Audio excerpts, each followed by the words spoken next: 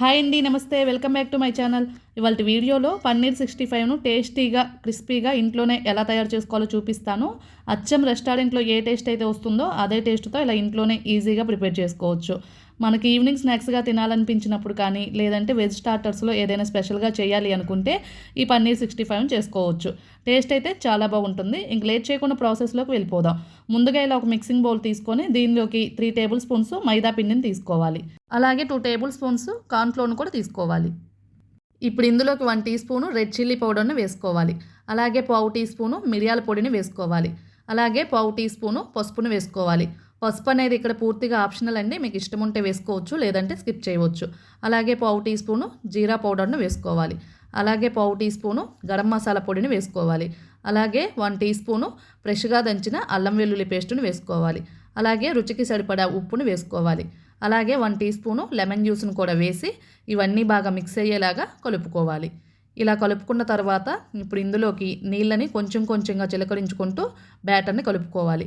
ఇక్కడ నేను చిటికెడంత ఫుడ్ కలర్ను కలుపుకున్నానండి. ఆ క్లిప్ మిస్ అయింది. మీకు ఇష్టం ఉంటే వేసుకోవచ్చు, లేదంటే స్కిప్ చేయవచ్చు. ఇలా 200 గ్రాముల పన్నీర్ను తీసుకొని ఇలా చిన్న క్యూబ్స్ లాగా కట్ చేసుకొని ఈ బ్యాటర్లోకి వేసుకొని ఈ బ్యాటర్ను పన్నీర్ ముక్కలకు కోట్ అయ్యేలాగా కలుపుకోవాలి. ఇలా పన్నీర్ ముక్కలను బాగా కోట్ చేసుకున్న తర్వాత 10 నిమిషాల పాటు రెస్ట్ ఇవ్వాలి. ఇప్పుడు స్టవ్ పైన ఇలా ఒక ప్యాన్ పెట్టుకొని డీప్ ఫ్రైకి ఆయిల్ను పోసుకొని వేడి చేసుకొని ఆయిల్ హీట్ అయిన తర్వాత ఫ్లేమ్ని మీడియంలోకి టర్న్ చేసుకొని మనం రెడీ చేసుకున్న పన్నీర్ ముక్కలను ఒక్కొక్కటిగా ఆయిల్లోకి డ్రాప్ చేసుకోవాలి. ఆయిల్లో మొత్తం ఒక్కసారిగా వేయకుండా ఇలా ఆయిల్కి సరిపడా వేసుకొని వీటిని మీడియం ఫ్లేమ్ మీద అటు ఇటు 2 సైడ్స్కి టర్న్ చేసుకుంటూ ఫ్రై చేసుకోవాలి. ఇలా మంచి కలర్ వచ్చి క్రిస్పీగా అయిన తర్వాత ఇలా ఆయిల్ నుంచి తీసుకొని ఒక ప్లేట్లోకి తీసుకోవాలి. అలాగే మిగిలిన పన్నీర్ ముక్కలను కూడా సేమ్ రిపీట్ ప్రాసెస్లో ఇలా ఆయిల్లోకి స్లోగా ఒక్కొక్కటిగా డ్రాప్ చేసుకొని మీడియం ఫ్లేమ్ మీద ఫ్రై చేసుకొని ఇలా మంచి కలర్ వచ్చిన తర్వాత ఇలా క్రిస్పీగా అయిన తర్వాత ఆయిల్ నుంచి తీసుకొని ఒక ప్లేట్లోకి తీసుకోవాలి. ఇప్పుడు ఈ పన్నీర్ ముక్కలను మరింత టేస్టీగా రావటం కోసం ఇలా స్టవ్ పైన మరొక ప్యాన్ పెట్టుకొని 2 టీ స్పూన్స్ ఆయిల్ను వేసుకోవాలి. అలాగే ఫ్రెష్గా దంచిన అల్లం వెల్లుల్లి పేస్టును 1 టీ స్పూన్ వరకు వేసుకోవాలి.